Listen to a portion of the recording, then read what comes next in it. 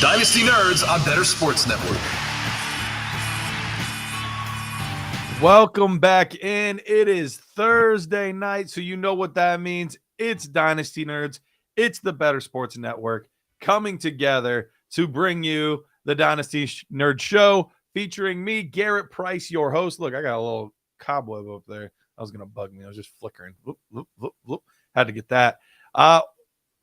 Awesome show for tonight. Really excited. Arguably my best friend in the industry. Actually, he is my best friend in the industry. Arguably my best friend, period. Jared Wackerly is going to be joining us tonight. We are going to be discussing our brand new show that we just started. I'm really excited about it. Something that we have been talking about for years doing. And now it is finally coming together and we're getting an opportunity to do it. So I'm really, really excited about what that's going to mean, how that's going to come together. And we're going to talk about it on the show tonight. So really excited about that. And then, of course, we are going to have the very amazing, the awesome Dennis Bennett. Dennis Bennett joins us every single week. We're going to be talking. We did a rookie draft together recently. And there were some interesting things about that. And then we're going to be talking about some stashes, some people that you can get late on in your drafts that might be worth it. Maybe not even this year, but in the future. James says more content. Let's go. That's right. In fact, the first episode dropped today. You can find it both in podcast form called Talkin' Dynasty, and you can find it on the Dynasty Nerds page as well. So we are very excited about that. Yes. And that is our goal, is to be able to give you as much content as you can possibly consume. If we keep doing that, then we have done our jobs. So that is the goal in all of this. So he will be joining us here in literally just a few minutes. Peter says, looking great. Thank you, buddy. Appreciate it. I did just get a haircut yesterday. So I know hair is an important topic on this show. We've discussed it many times. So really, Heavy T saying looking suave. Really, look, you guys are just filling up my cup, making me feel all warm and stuff inside. Josh says, congrats, guys. I appreciate it, man. Yes, we're really, really excited. And yeah, it is. Whoops, I'm tilting my head the wrong way. It's a pretty strong part this time. Yeah, it's a pretty strong part this time. I'm liking it. The only problem is when I get it cut a little bit shorter on the top, if I'm not careful, my hair like tends to stand up. And if I can, let's see if I can get it this way. Like it starts to do this kind of thing. So I got to be like really careful to get it exactly how I want it, or it can be very tricky. So Josh says that his family will never get to watch TV again. And I love it. Yeah, that's the goal, man. Basically just to replace all of your entertainment streams with Dynasty Nerds content, with Better Sports Network content. Like at some point it's going to be, do I get live sports and do I get Better Sports Network and Dynasty Nerds? If the answer to those questions are yes, then really what else do you need? Nothing. Peter's asking how the air is up here. Not great, to be honest. Today was sunny with no clouds, and you would not have known that it was sunny with no clouds because it felt like it was completely cloudy the entire day because of all the smoke. So yeah, it's the air quality is like a real thing. I remember seeing some pictures of New York being like, wow, that's wild. And now it's come to our part of the country and it's been bad. It's been pretty bad if I'm being completely honest. So a little bit scary on how everything looks outside, but hopefully these fires get cleared up sooner rather than later. I'm crossing my fingers. But yeah. Josh said he smoked 3 packs of Canadian Wildfire today. Heavy T says, welcome to California 6 months out of the year. Yeah, you guys do seem to always have some sort of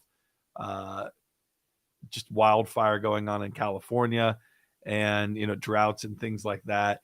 And then just smog in general in larger cities is, a real issue. But I live far enough away from Columbus, and Columbus isn't like a huge city compared to New York and LA and Houston and Chicago and cities like that. So I don't really have to deal with that kind of stuff as much because I'm a good 35 minutes away from the city. So I'm a guy that's in the burbs. So Well, I believe that Jared Wackerly is with us. Heavy T, let me know if that is true. As soon as he is, we're going to get him on because I really can't wait to talk about our show. There's lots of really cool things that we have planned. We're going to be doing things just a little bit differently than we normally do things. And, on the Dynasty Nerd Show, we tend to talk a lot about players, specifically players, which is fine, but we really want to come at it with a little bit different angle. So we'll talk about it as soon as he gets on.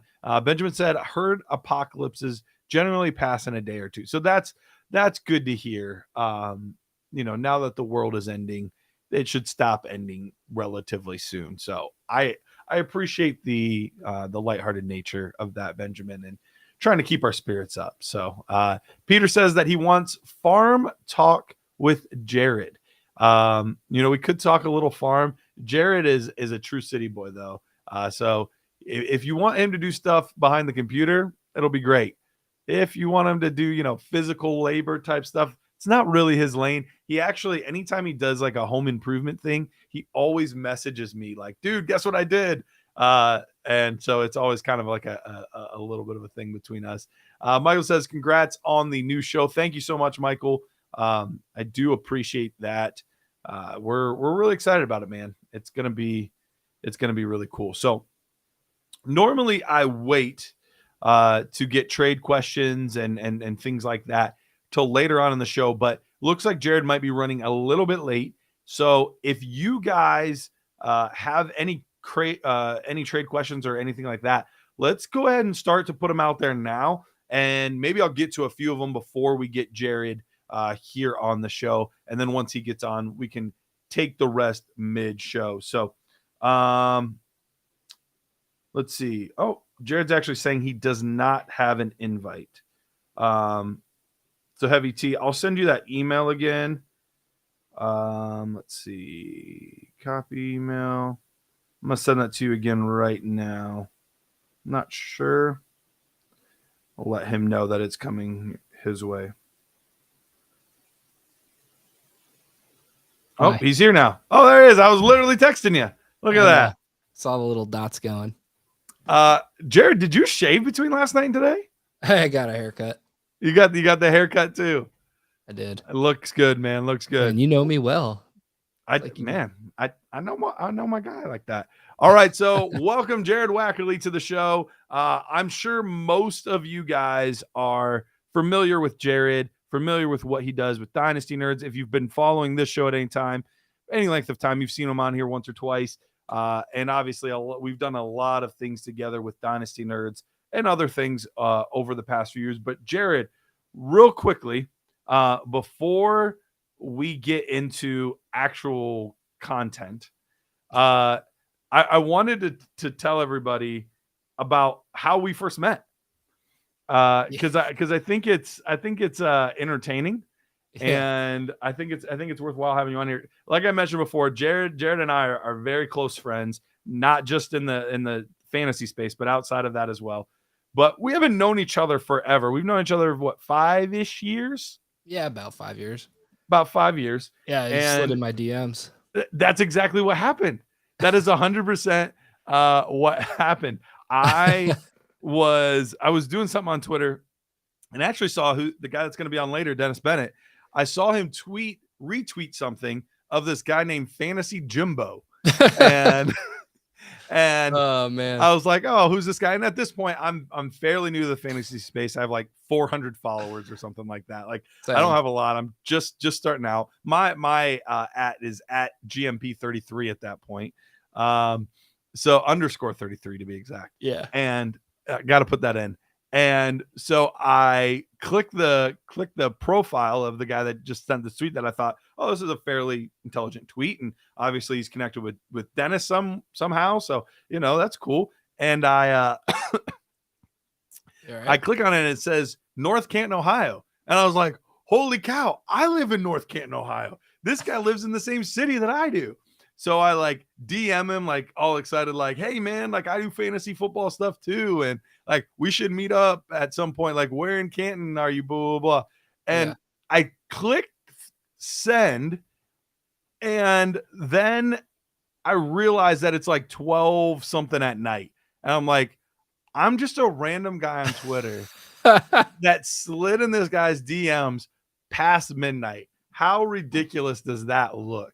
I know. Jared, what was your reaction like getting a DM late at night? Like, hey, I live near you. No, I thought it was cool. I mean, at that point, I was in the same boat, and it was honestly never thought anything was ever going to come of just tweeting out my thoughts about fantasy football because I just loved playing. I loved playing the sport, obviously. And then when that was done, I was like, well, I mean, I have all this like knowledge like about the game, I've played and like all this other stuff. So I'm just tweeting out what I think and putting player threads out there because that's always been my passion. And Dennis said it right there. It must have been a Preston Williams thread because I liked him a lot. He had good year or something. But yeah, you slide in my DMs and we meet up at the Winking Lizard right up the street. And I think the first thing I said, I was like, hey, so weird thing, but my handle's Fantasy Jimbo, but my name's actually Jared. I don't know why. Like, I was just like, I wanted to go by like anonymous, I didn't want my name attached to what I was putting online because of work. And now I don't care. I am who I am. And James asked what the take was. It was probably something positive, Preston Williams. You're a pretty big Preston Williams guy. I mean, I was realistic about him. I think I pegged him as like a day 3 guy, but a guy that I liked. Somebody you said was like, might go, day 3 undrafted, but I really like him kind of thing. And he did for a second. He did flash. Yeah. And you should have traded him if you understand how to play the game. There you go.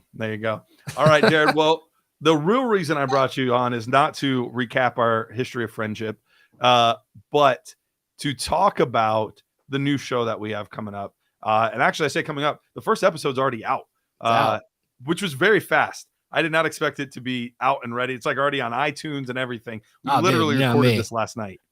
Yeah. Well, I've gone through that process before, setting up a podcast, and that's true. Dude, I mean, work for me, like real work, like not Dynasty Nerds and Fantasy. I mean, it's been really hectic lately. It's been crazy. So I told my boss today, I'm like, dude, I'm burnt out. He's like, hey, just take the rest of the day off. So I spent that time working on other work, It's like, I'm gonna get this podcast out, put an intro on it. But yeah, if you guys haven't checked it out, it's Talking Dynasty, and it'll be on Dynasty Nerds YouTube channel. And it's on Spotify, Apple Podcasts, anywhere you can find podcasts. So, give it a listen. Let us know what you think. Yeah, give it a listen, give it a rating and all that stuff, because obviously we want this to do well. So the better it does, the more we do. If it tanks, then it's like, well, we got. I don't even care, dude. True. I mean, it's just fun doing. We're gonna do what we want to do, and love it or hate it. Explain what we're doing, because this is going to be a slight detour from our typical Dynasty Nerds content. Yeah, so, I mean, the main thing is we wanted to bring on folks from the industry that are smarter than us or know about a particular thing a little more than us, especially like analytics guys that are heavy into the data. Garrett and I, that's not really like our strongest suit or we spend the most time in. Anybody that has like a really specific area or lens that they focus on, that we think, are worth like talking to and diving deeper in and bringing just a different insight for everyone to hear, and just want to pick their brain about how they go through that process. What different things do they do, and what they're doing in their life. So the interviews will be coming, and then if we don't have an interview, we're gonna be focusing on like more game theory, dynasty strategy type things rather than player analysis, week to week player analysis, buys and sells and stuff. Yeah. And I'm excited about that, because I do think at Dynasty Nerds, we do a great job of discussing specific players, especially during rookie time, talking about all of their abilities, all their strengths, all their weaknesses, all of the things. But game theory and understanding how to work this game of Dynasty to your advantage is something that I don't think is discussed enough. And hopefully that's something that we can do a good job of explaining some of the nuances of the game and learning how to game the game to make sure that you can get an edge and you can get an advantage and things like that. So it is a little bit of a different route. And look, we're not reinventing the wheel here. There are other people that have talked about game theory and things like that. So it's not There's like people that know way more yes about this stuff than me, and that's the purpose of bringing people on. Yeah, like, but chances wanna are they're learn not as good too. looking as you, though. Tell my That's- wife that. Yeah, please do. Tell her I said hi as well. So I wanted to give people a little bit of a taste. If they haven't watched the show yet, or they haven't listened to the show, like we said, you can find it on iTunes, Spotify, whatever. It is also on YouTube though. So if you want to look at our beautiful faces while we do that, and hopefully I figure out what's going on with my mic. Does my mic sound better on here, Jared? Yeah. Yeah, I bet it was something I did. I don't know. My wife, that's the first thing she said, because she does she runs the broadcast journalism program at the high school that she teaches at. And first thing she said, "What's up with his mic? It sounds echoey." Yeah. I was like, yeah. She's like, "It sounds like he's using his camera mic." That's probably what happened. Sometimes I will click like the Cam Link 4K. I'll click that as the mic instead of the camera. And then guys, I mean, I have to deal with this. This is what you have to deal with, like all behind the three. scenes. Yeah, all the time. You could have told me I sounded bad. You should have just told me. I didn't really pick up on it at the time, honestly. Really? All right. Yeah. Anyway, let's get into a little bit of what we talked about on the show. And the show itself is really centered. This specific show was really centered around startups. And the reason we did that was, I mean, there were a few different reasons we did that. One, it felt like a logical place to begin in the process, right? Like start up the podcast. Yeah, absolutely. So if you're a part of a startup, Jared, what are some of the things that you are looking at like right away? Like I invite you to a brand new podcast, or not podcast. I invite you to a brand new league or a podcast or whatever. I invite you to a brand new league. What are some of the first things that you're doing? I'm looking at the league settings, how many of each position I'm required to start, three wide receivers versus two wide receivers, how many flex spots there are. And we kind of got into that a little bit on the show, obviously. And, you got to just look at it from a supply and demand perspective. So if you need to start an extra wide receiver rather than two, then that increases the demand, obviously, for wide receivers. So that might drive the value up in your drafts, or you should be conscious of that. And, you might need to take receivers a little earlier than you normally would. So I'm looking at league settings like that. I'm going to adjust my rankings if I feel I need to. So I'm going to have my own personal tiered based rankings next to me. And I say tiered based because I think tiers are so important, specifically for startup drafts. It helps guide you in your trade decisions. If you're sitting right at the beginning of a tier and you're on the clock, but the tier is about 7 players deep, well, I might look to trade back 6 to 7 spots and pick up some extra draft capital in the next rookie draft or further on down in the startup. And I'll be happy with getting that 6th or 7th guy. And then ADP, you got to have your own ADP, a source that you rely on and you trust. Don't just look at the sleeper ADP because everyone else in your draft's looking at it. We're going to be dropping a Dynasty Nerds ADP here very soon, and you can use that. There's other ADP sources out there, so find one that you like and have all of that information at your fingertips. Yeah, and I think you said it, but scoring settings, like not even just the rosters, but the scoring settings, like just even small, minute things can drastically change where you draft certain players, not even just one position over another, but even guys within their own positions, depending on like what the PPR is, a half point, no points, full point, do it by first downs. Like there's a lot of different ways that they can do that. And that is going to change where you have Austin Eckler versus Jonathan Taylor, guys like, so all of those things do matter. And look, I told a story about me, but I've been in other leagues before where people literally just hopped in assuming that it was, and this was a few years ago at this point, assuming it was just one quarterback, only to realize midway through the draft that it's a super flex league, and they couldn't figure out why everybody's taking quarterbacks so early. How do you like mess that up? I don't know. Like seriously, it was like third or fourth round, and dude was like, "Why is everybody taking all these quarterbacks? This is so dumb." And somebody was like, this is a super flex league. I want my money back." He's like, "Oh, I'm an idiot." So those kind of things can drastically, affect things, within your league, how you look at it. The other big thing that I think is arguably the most difficult thing for people to gauge in a startup draft is trading.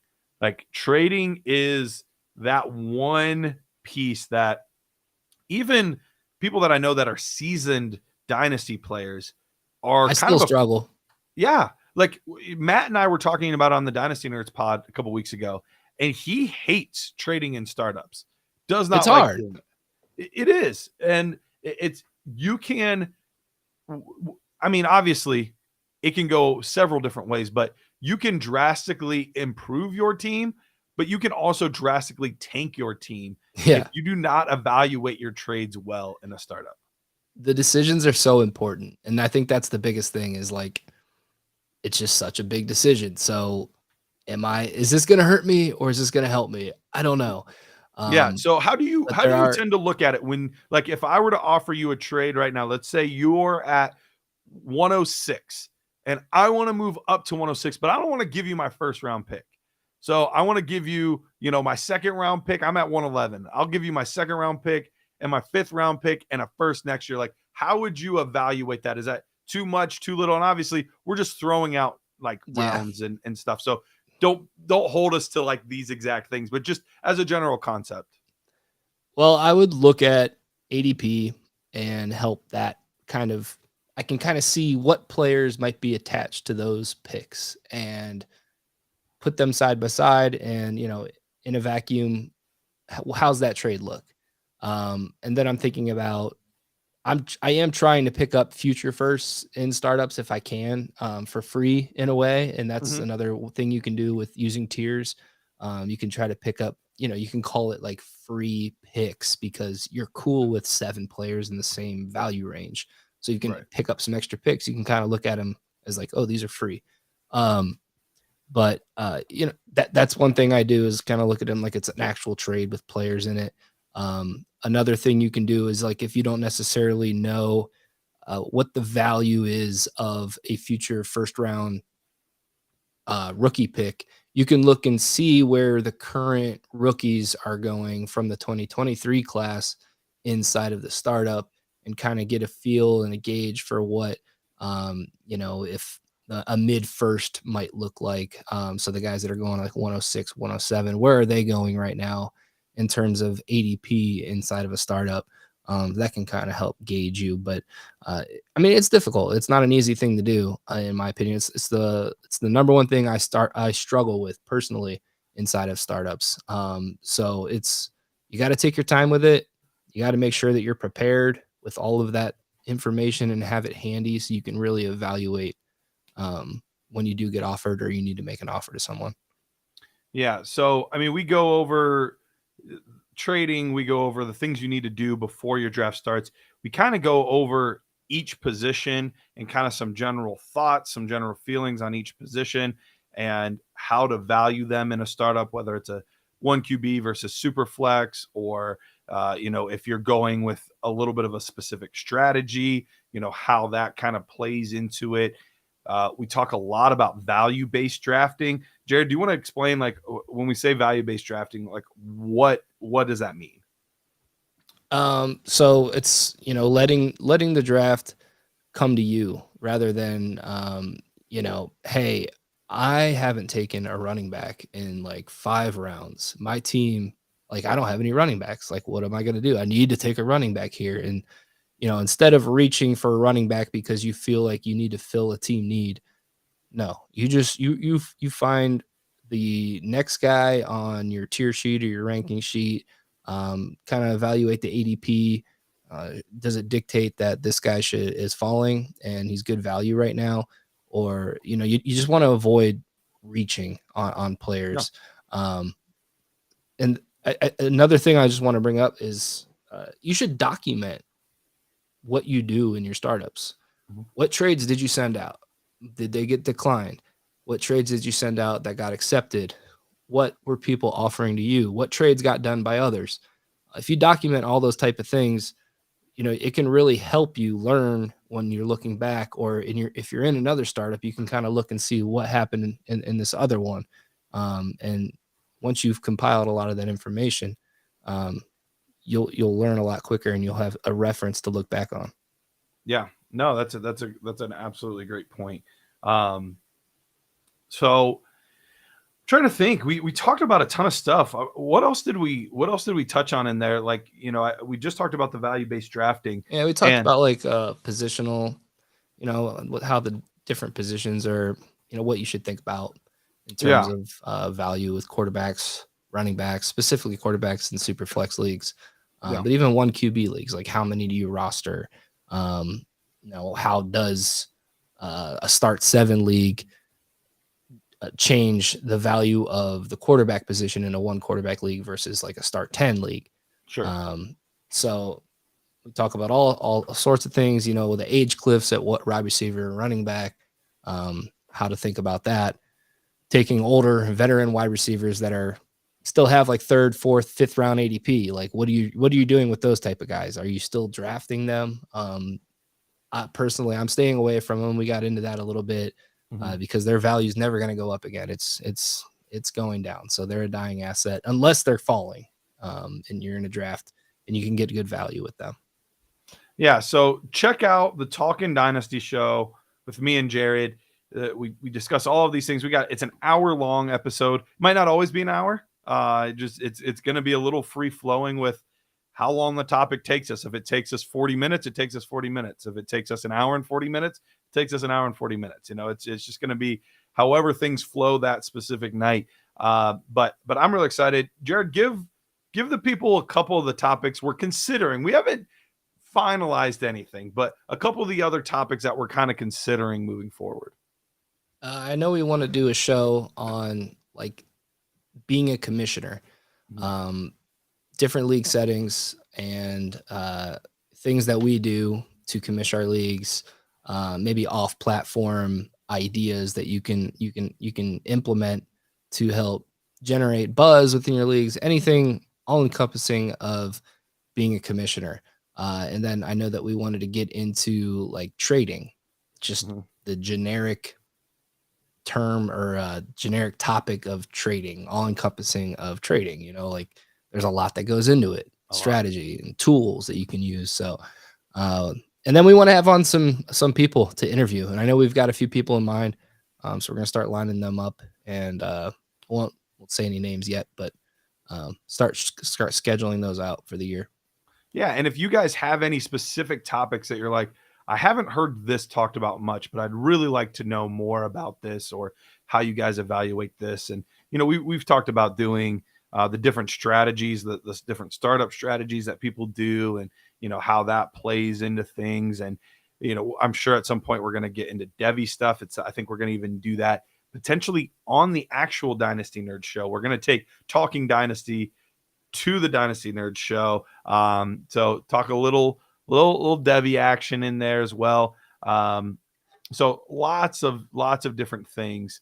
And yes, it is available in a podcast format. You can literally look at just type in Talkin' Dynasty on Apple Pod, Spotify, whatever, and it should already be up and available for you to listen to right now. So go ahead and head over there. Check that out. We would really appreciate that. Jared, before we get you out of here, I did want to touch on one other thing, just because I love talking about it. Nerd Score. So Nerd Score was kind of the first big project you and I started working on together.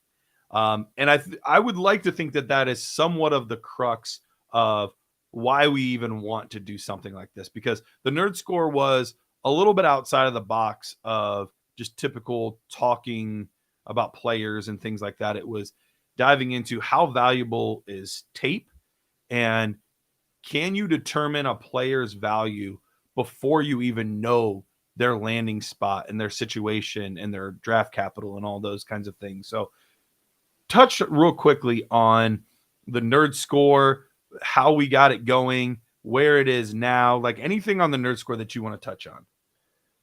Yeah. So the main thing that we wanted to put out there was a metric that is based on tape evaluation strictly, that you could look back on and kind of see how we did and see if what we're saying or if we're reliable to listen to. And I think the biggest thing, or the biggest criticism of people that are, tape watchers or tape scouts, armchair, or what do you say, armchair quarterbacks or something. Yeah. Was like, there's no like data or numbers associated with it. So there's really no way of looking back to see if, these guys, or if anybody's good, or if there's any predictive nature to what you're doing. So we formulated a formula, a weighted average across multiple categories that we felt were, that contributed to a running back success or a wide receiver success. And Garrett and I, we study a lot of tape and we grade these players on it, and it spits out a nerd score. And I think over the years, we've proven that we do pretty well. And I know that there are some people in the industry that use our score to help drive their, their all encompassing metrics for rookie analysis and stuff. So it's come a long way. I'm really happy with it. I know that we are going to iterate on it a little bit. Like maybe we'll create like a separation score and, just some other little nuances to the nerd score that we can put out there just from our raw numbers and tape grades that we put into these different categories and stuff. Yeah, we just finished up year 4 of the nerd score. It's crazy. It's so fun to look back on that now. Like, oh, it's super fun. And when we started, this is like the point where we were like, God, I can't wait till we're 5 years down the road and we can look back and see and compare all these guys, like on. Yeah. And we've done really well overall. We've had some misses. Don't get us wrong. We've had some misses. Yeah, they're always going to have misses especially early on. But I feel like every year it seems to get a little bit better and a little bit more consistent. The first year was our worst year. Yeah. And so the fact that we keep improving upon it does excite me. And it's fun to go back and look at the guys like, oh man, we totally knew that was going to happen. We crushed that. Or like, ooh, wish we could have that one back. But Jalen a lot of Reagor, those we learned on. Denzel Mims. Yep. Yep. Those first year receivers that always remember the misses the most. And like for me, sure. Yeah. It's like, but that's frustrating. It happens. I'm not perfect. Exactly. But Jared and I then did a video release of the nerd score this year. It was the first time we had ever done that. And that was really what got everything moving for us to do this show, because we did it. And that one was at or over 2 hours. 2 hours? Yeah, dude, that was long. It was a long show. And we could have gone longer. We kind of had to cut it off because we were like, this has been taking forever. I'm done. But so that was kind of the jumping off point for us to start this new show and get all of that going. So it's very exciting for me. I know it's exciting for you as well, Jared. So I appreciate the time to put all that together, man. No, for sure, man. I'm looking forward to continuing to roll this out, and I'm really excited to see what guests we bring on and what kind of topics that we get into. And I personally, like, the biggest thing I'm looking forward to is learning. Like, yeah. I'm just looking forward to learning from people that are better at areas that I'm not strong in. So yeah, and asking them questions and just learning different perspectives on how people play and how people evaluate things. Perfect. All right, Jared, let's get you out of here. Before you get out of here, though, tell everybody where they can find you on Twitter, Something specific you want to tell them you're working on, although I guess we just told them a lot of what we're working on right now on the show, but tell people where they can find you. There's always other things we're working on behind the scenes. I've been learning some database management coding language. Brian's been helping me with it. Of course, I'm trying to get better at all that. But I'm on Twitter at Jared Wackerly. It's on the screen there. And the podcast, and search YouTube for Talking Dynasty with Garrett and Jared. Perfect. Well, we are going to take a quick break. Feel free to put more questions in the chat. I'm going to get to as many of those trade questions, draft questions, whatever it is. Any questions that you have, go ahead and put them in the chat now. I'm going to get to all of those as soon as we get back from the break. We'll see you in a minute. I feel like this is a quietly contentious point in Dynasty Fantasy Football, what it means to actually be rebuilding. Some people say you should never truly be rebuilding. How do you view the rebuilding versus competing dichotomy in Dynasty? So I will be the first person to acknowledge that my preferred format of fantasy football is just redraft. The years that I have played Dynasty, it has been, I've drafted a win now team because I've seen people that have just gotten into the cycle of rebuilding and thus they just don't make any progress. So if you're rebuilding for the 5th year in a row, I just, I don't know exactly how you get out of it, but yeah, it's definitely something that can happen. And a lot of people, especially when we come out of the NFL draft, everyone's just instantly shipping off, draft picks and everything. So, I mean, it's definitely something that can happen. Joey, do you feel similarly to it? Do you feel like you see people getting stuck in the rebuilding loop? I mean, I would say people that try to rebuild in the beginning of seasons, of their fantasy seasons, I see them get stuck in that rut. I would really try to only ever rebuild if I knew I was going to miss the playoffs. Like, I'm always trying to play to win, even if it's maybe I don't know. I think my big thing is the word rebuild is a much shorter time frame than I think most people say it should be. Like, they look at rebuild as like 3 years out competing. Rebuild, you're looking to compete next season. You know what I mean? Like, if you're doing it now, you're looking to revamp, and maybe there's a one season where you ship it off, but that very next season you should be competing. If you're doing it like that, I'm cool with it, but you gotta have a plan, not just keep getting the young players, keep getting the draft picks. Otherwise, you end up like Tim. Maybe not like Tim who gets a bye, but you make the playoffs, you're in that like 4 to 6 range every year, just hovering in the middle. Nothing ever gets better, nothing ever gets worse. I think I play like you in Dynasty, Simon. I play in 3-year windows. 100%. That's my go-to. And with the rate at which Dynasty leagues turn over, you should really only ever play in a 3-year window.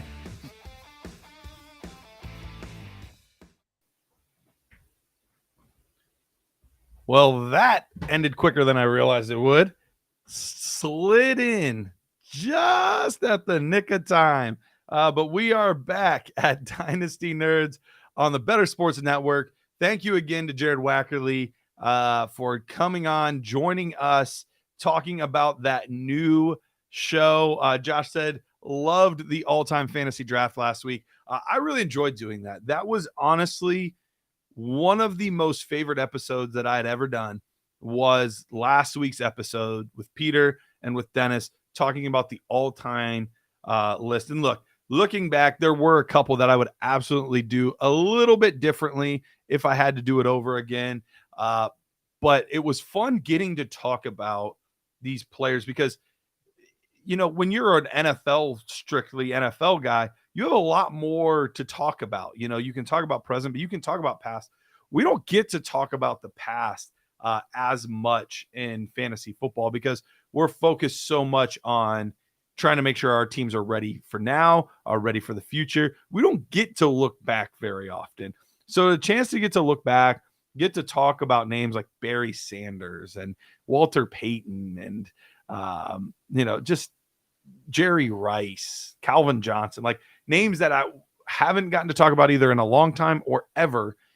Got to talk about it and talk about what they did on the field, the numbers that they were putting up, their fantasy finishes, like all of that kind of stuff. Don't normally get to do that. So yeah, that was one of the most fun episodes. Peter and Dennis did a great job too on that show. Yeah, other than Peter's tight end strategy, he would have regretted that long term. Way too many, especially on a shorter rosters like that. Way too many tight ends. No one picking Bo Jackson was tough. I considered him, and honestly, I should have looked deeper into his numbers because he might have been good because he had a shorter career, so there would have been less of a window for like some of those bad seasons. So maybe I should have looked a little harder. If we ever do it again, I'm going to look into his numbers a little bit more before the show, and make sure that I'm well educated on the exact seasons of Bo Jackson to make sure that I can get him or not get him, depending on all of that kind of stuff. So yeah, that truly, like when I look back at all the shows that we've done on Better Sports Network, that is easily top 3, and it might be my most favorite show that we've done so far. So maybe at some point I'll have to bring that back. Maybe we'll get some other people on, some different perspectives on how you would do it. Maybe I'll put some caveats and some things like that in it to spice it up a little bit. But yeah, that was really, really fun. All right, let's get to some of these trade questions, things like that. So feel free to put your trades in the chat, and I will I'll get to as many as I can in this. And we've got plenty of time until Dennis Bennett comes on. He's going to be joining us right around the 10:15 mark. So he'll be on here in about 25, 35 minutes. So he will be on here soon. So feel free to get in all of these trade questions that you can, and I'm going to get to them. So Michael Anthony said he received Pitts and Dotson for Jamison Williams, a Devy first, Drew Aller, and Brandon Ennis. So the Devy first, I'm assuming that is in the when we're talking about that, we're talking specifically about like the freshman draft, right? Because I wouldn't think you would redraft it. So yeah, I'm guessing that's the rookie part of that. I'm always going to go with the players that have already proven something. So I would absolutely take Pitts and Dotson for all of those assets. And look, Drew Aller is a really good prospect for Penn State, quarterback. Lots of hype around him. Ennis looks like a very good player. The Devy first is always appealing, but all of those guys could be nothing this time next year. All of them could be nothing. And even Jamison Williams, as much as I think Jamison Williams is a talented player, we really don't know what he's going to be bringing to the table. We think it's going to be big plays and, he's going to dominate in this offense and all of these things, but truly we don't know at this point. So getting two players that have shown a little bit more. Now, these are still young guys in Kyle Pitts and Jahan Dotson, but we saw more or less a full season from Jahan Dotson, and he performed very well this past year, just putting up ridiculous numbers, specifically in the end zone, lots of touchdowns. And then on top of that, Pitts is a top, especially in a tight end premium. And I don't know if this is tight end premium or not, but in a tight end premium, we're talking about a top 3 round pick. Some people might even be willing to take him as high as a second. I don't think I would personally, but there might be people that are willing to take him that early. So, yeah, I would say the Pitts and Dotson. I just saw this note. Heavy T said, of course, this was the week I was off. LOL. Speaking to the all-time draft, I feel bad. Yes, he was not here for the all-time draft, and it was truly a joy to do that show. All right. Benjamin Squire says, Superflex was offered Chig and a third for Carr. I felt like I could get more. Good offer or not? I feel like you should get it more as well. In a Superflex league, look, Chig is right now a 11th round startup pick, whereas Carr, you're taking in the 6th, 7th. And we talk about it on the show that I was just talking about with Jared, but quarterbacks are one of those few positions that after the draft almost always gain value. So when you have a position like that is going to gain a significant amount of value, you have to go and try to get those guys early. So if you're trying to trade and get my starting quarterback or one of my quarterbacks, Carr might not be starting for you, but you're trying to get one of my quarterbacks, you're going to have to overpay in order to get that guy. You're not going to be able to neglect the quarterback position, which is arguably the most important. Not even arguably. It is the most important position in a super flex league. You're not going to be able to neglect that position and then just get a guy in the cheap. So when it's quarterback, if it's a fair value, I probably still want a little bit more. And I'm not even sure that this is fair value. So I would say right now, I would be looking at probably holding on to Derek Carr unless I was offered a little bit more, because I just don't think that was enough. All right. Sedated Fork says, is that Jared Kelsey a new Kelsey brother? That's not a trade, but I could see what he's saying. Like him and Travis, there's a little bit there. I could see it. That's a good call out there.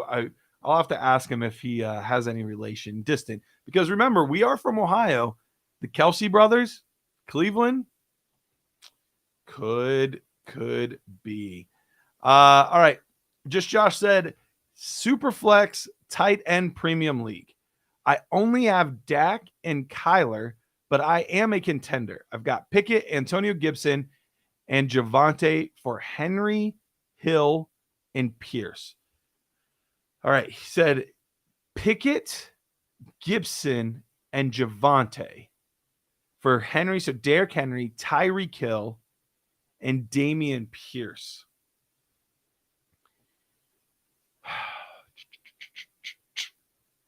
That is a difficult one. On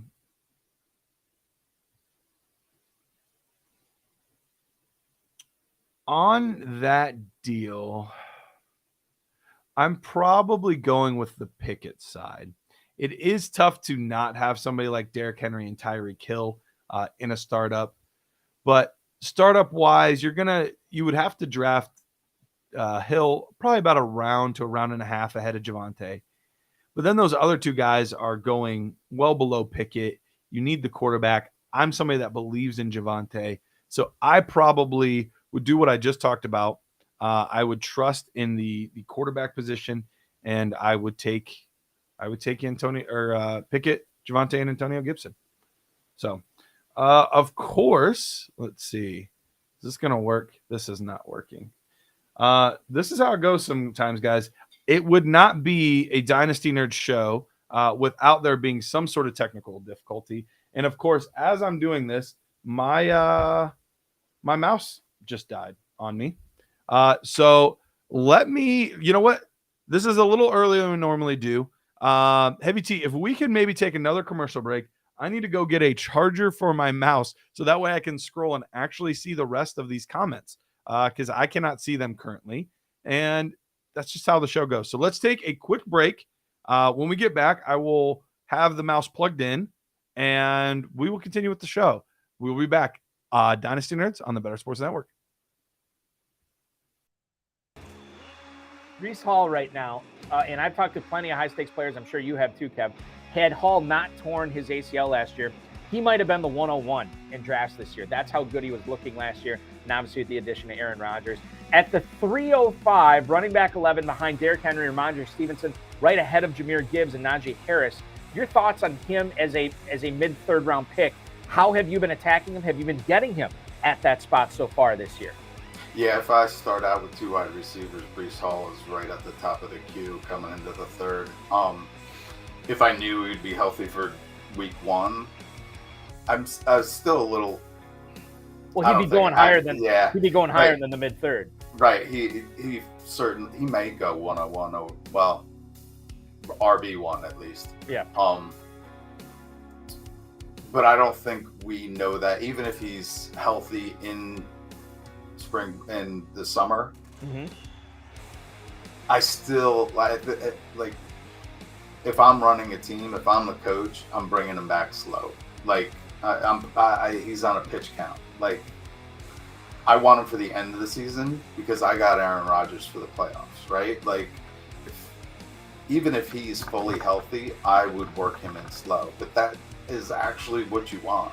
Like, he's still going to get the high value touches. So, yeah, if we know he's healthy, he's a first rounder. So, like, if he's sitting there in the third, especially when I get 2 wide receivers to start, I'll take Hall all day.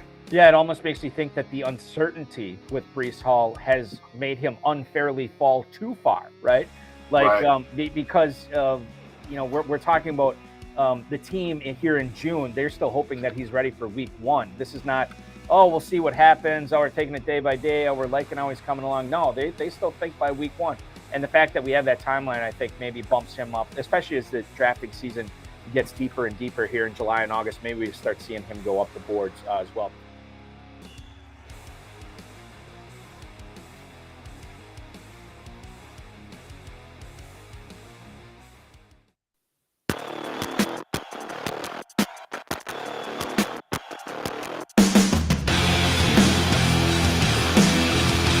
We are back. Dynasty Nerds, Better Sports Network, on a beautiful Thursday evening in the off season, but we are still talking fantasy football, and we have a charging mouse now. So hopefully we will be able to keep everything running nice and smooth. So, few questions that popped up.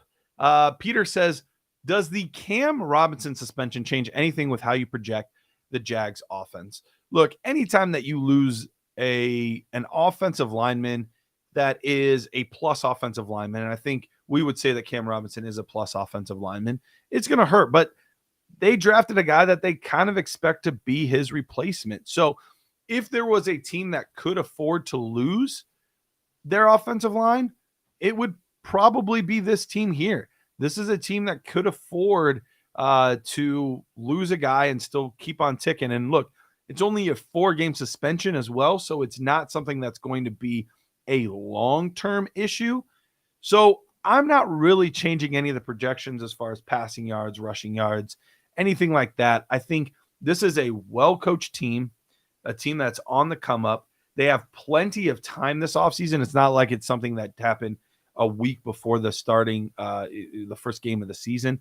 This is something that they have probably knew about longer than we have, and they've been preparing for it. So I think that this team is going to be just fine. I'm really not worried at all about the offense. In fact, I think it is going to be one of the better offenses in football this year. And for fantasy football, there will be a lot of goodness to be had there. So not overly worried about that. Daniel says, I don't know, Jameson's been coached very well. That has to count for something, especially since we haven't seen an opportunity to see what J-Mo can do. And look, you're absolutely right. We haven't gotten to see, but it is a good coaching staff. We see how they've brought along Amon-Ra St. Brown, and obviously that has to count for something. But I'm always going to, in any Devy trade, I'm always going to favor the NFL players, always, because it's tough enough to project rookies.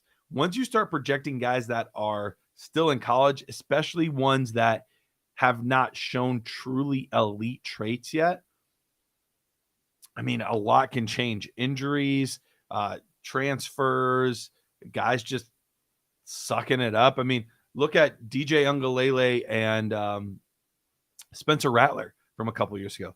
Those were 2 of the top 3 picks in every single Devy draft. Now, almost no value. Could they still resurrect their career after transferring and things like that? Sure. But they lost a ton of value. Year before that, Sam Howell. Now, we like Sam Howell a little bit this year, and he's done some things, but right after his college career, and we thought he could be the number 1 overall pick, he went to the 5th round.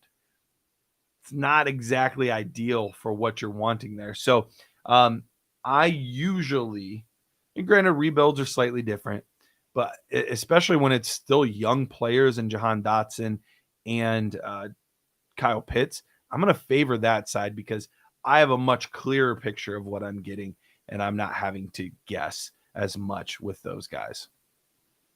Better Boss said he moved Deontay Johnson for A.J. Dillon.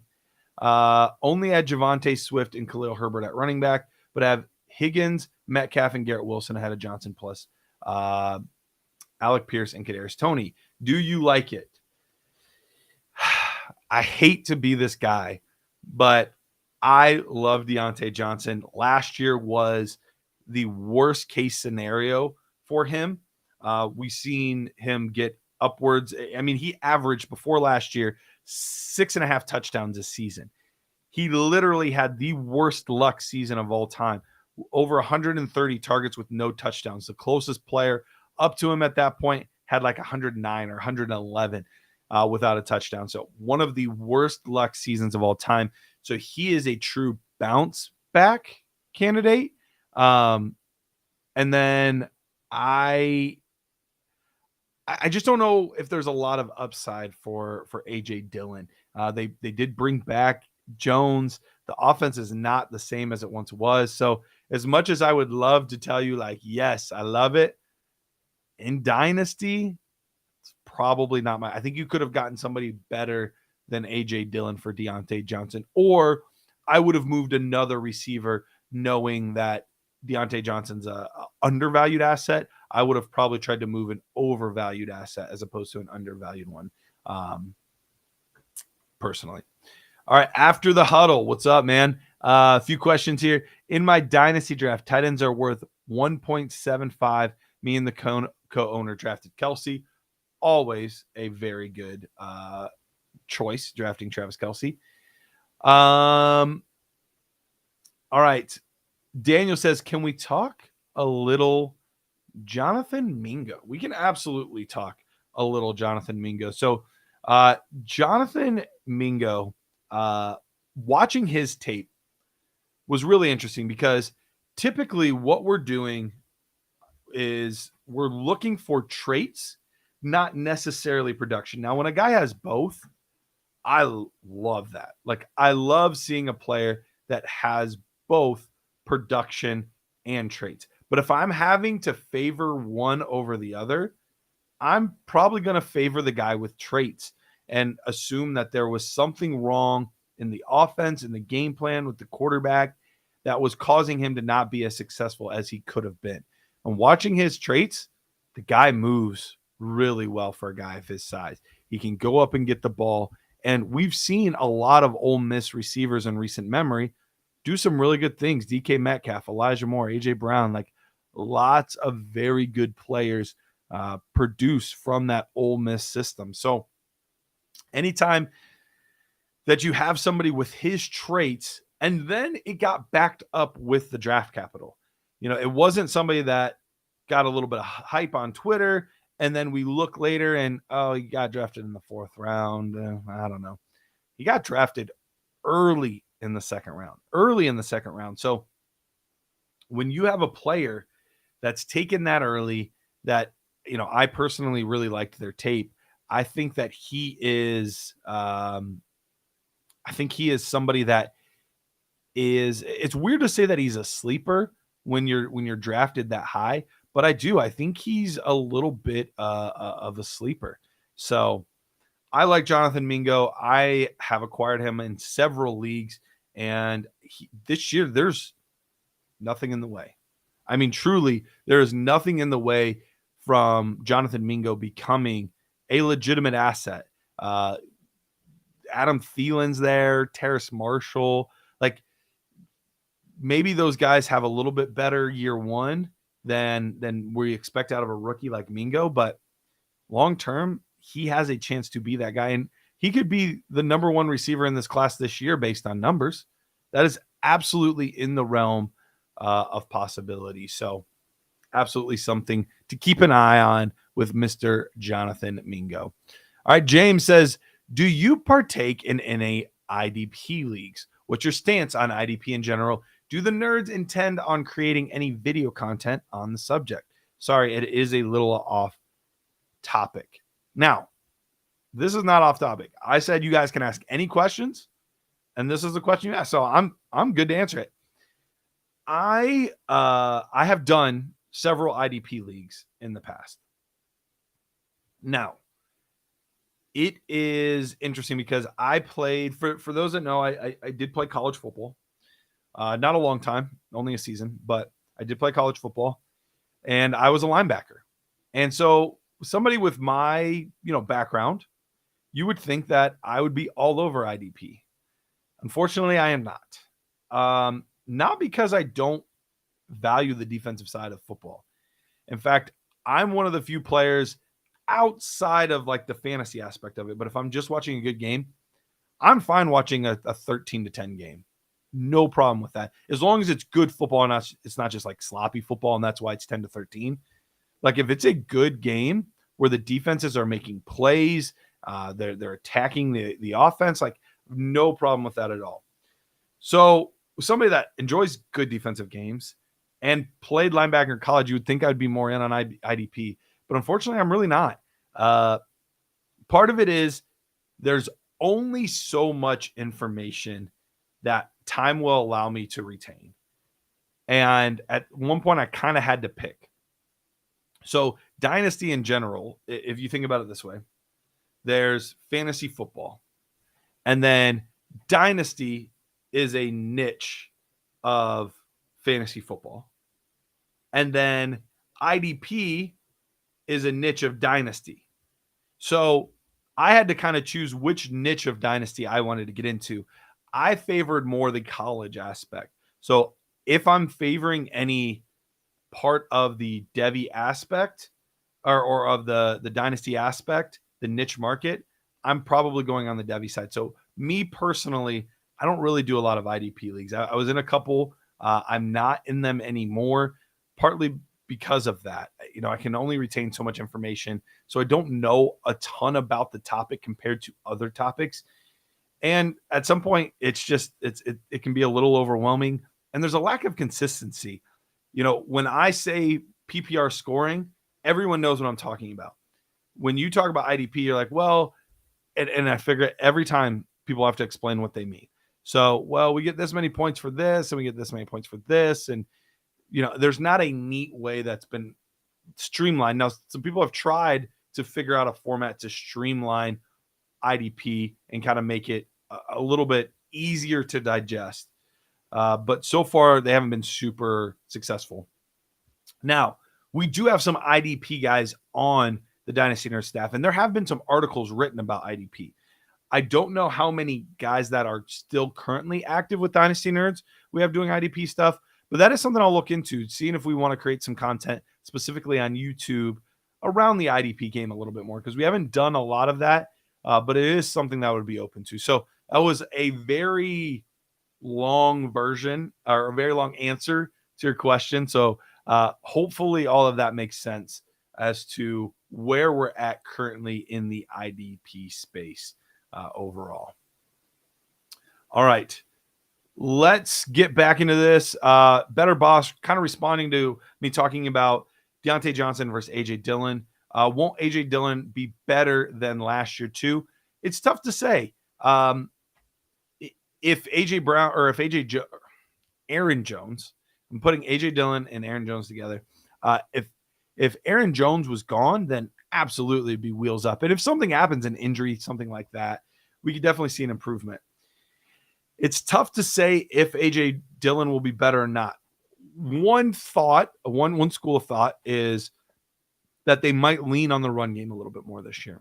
If that's the case, that is a little bit of a boost to Dillon. However, the other school of thought is this offense might not be as efficient as it was under Aaron Rodgers.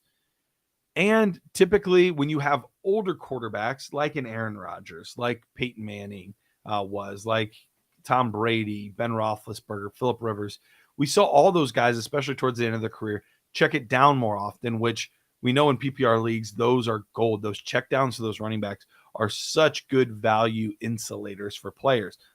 A young quarterback like Love, especially one that has some athletic ability, is going to be more apt to tuck and run more so than dump it off to a young running back. So that's kind of why I don't know that his value is going to increase much this year.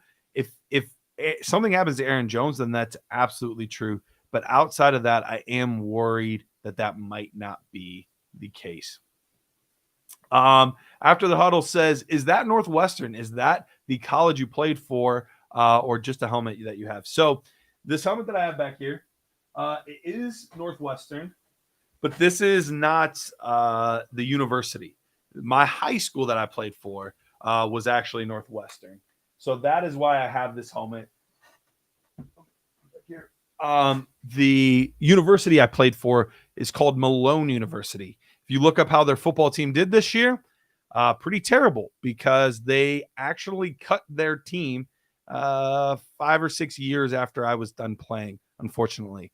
But there is a guy out there named Ashton Doolin that he plays for the Indianapolis Colts. Really, really good special teamer. I know some people have him on their dynasty rosters as well. He's had a few big weeks here and there. He is actually from Malone University and often referred to as the last pioneer, because his class was the last class that had football at Malone University. So I realized something. I don't actually know what IDP means. And yes, it's individual defensive player. But yeah, I guess if no one ever told you, you wouldn't know. All right. Let's see. Josh says that he is in a few. He likes it. Adds in an extra degree of difficulty. Scoring is hard, but IDP 1, 2, 3 is helpful. And yes, that is something. I believe Jordan Rains was a guy that was big on pushing IDP 1, 2, 3. I think it caught on for a little bit. I don't know if it's still as prevalent as it once was. But I know that is something that kind of was a helpful suggestion as to how we can kind of streamline this, how we can kind of make things a little bit more uniform, easier to answer questions, easier to know what you're getting into when you're going into these leagues. So something to consider there. Okay. I know we got some anime, I believe, talk going in here. So I don't think anything that I need to answer as far as that goes. Although I do have an anime story that I could tell you at some point. But Peter Bartowski, what's up, buddy? Any hope for Kyron Williams this year? Absolutely. There's absolutely still hope. Cam Akers is going to be the main guy. I think they are hoping he can finally fill those shoes. I'm still not ruling out a free agent running back going there. So that'll be kind of interesting to see if a Cook, a Ezekiel Elliott, a Kareem Hunt, somebody like that ends up there. But Kyron Williams is a fantastic blocking running back and a real good pass catcher. So while I don't know that there's hope to the level that we once had that he could be a really good asset, I think, the draft capital after the poor combine showing really kind of docked things down a little bit for him and his value. But there is absolutely still hope for him being a potentially usable fantasy asset during bye weeks and injuries, where he might be somebody that you can put in your flex, hope to get 4 or 5 catches a week, something like that. We'll see what happens with maybe Zach Evans.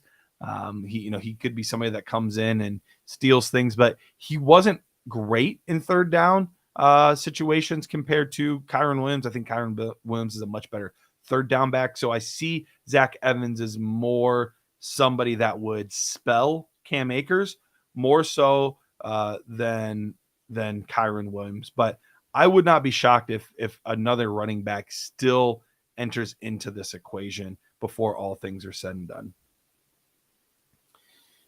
All right. Let me see. Peter says, would you rather have Zach Evans or Williams? Zach Williams. Are you talking about Zach Williams? Or are you talking about a different Williams? Because I don't know who Zach Williams is. James says, why is Van Jefferson so faded in the dynasty community? We have to remember that we are all humans. We are all impatient. And Van Jefferson's a guy that's been talked about for a long time, but has still yet to really have that breakout season. That being said, James, I'm with you. I am still in on Van Jefferson. This year could be a year that he does really break out, but I think the hopes of what he could be have faded a little bit. And you hope at some point we see a high-end wide receiver 3, low-end wide receiver 2 season out of him. If that's the case, then we'll see. But yeah, I still like Van Jefferson. I understand why he's faded, but I still like him personally. Peter said he didn't want to write out Kyron. That makes more sense. Kyron Williams or Zach Evans. I guess I'll say Zach Evans purely from the standpoint of what if. What if everything falls together perfectly and he does become the player that he was out of high school and everyone thought he could be, and he steals that job from Cam Akers? While I put that below a 5% chance, I think we're probably at about a 1% chance of that happening for Kyron Williams. We already saw him last year. He looked meh.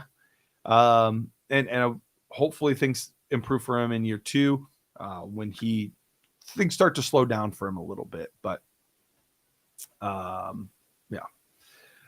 All right. Let's see. Dalvin Cook and Gibson or Elijah Moore and Chig? For me, that would be a win now versus a more of a rebuild, middle of the road question. If I'm going to win now, I think Dalvin Cook can help put me over the top this year. So I'd probably rather have Dalvin Cook and Gibson, but I'd rather Elijah Moore and Chigokonkwo in a rebuild.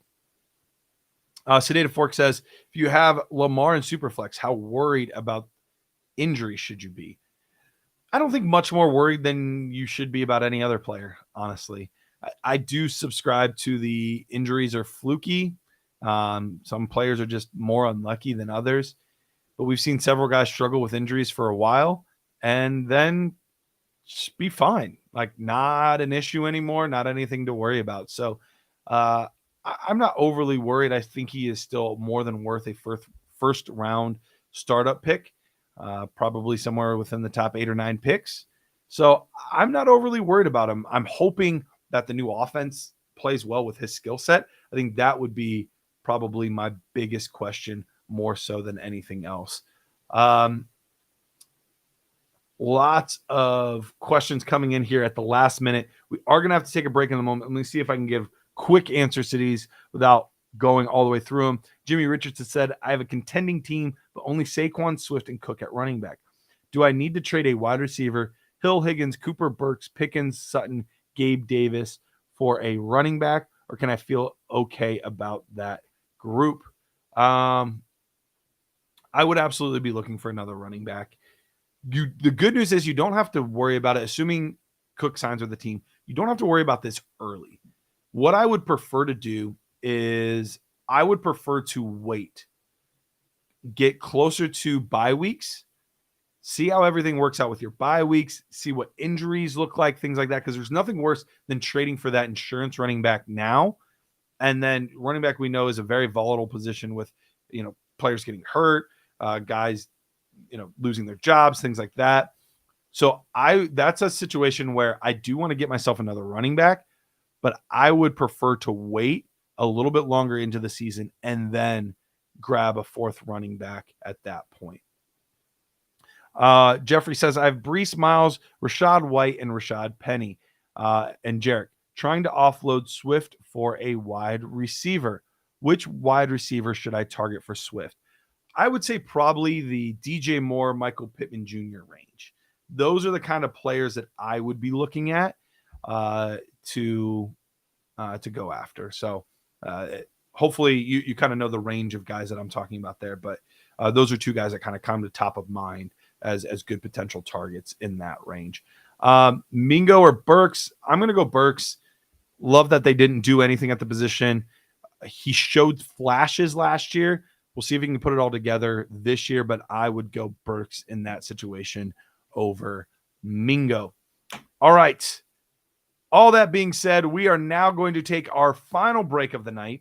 When we come back, though, we are going to be talking to Mr. Dennis Bennett. Stay tuned.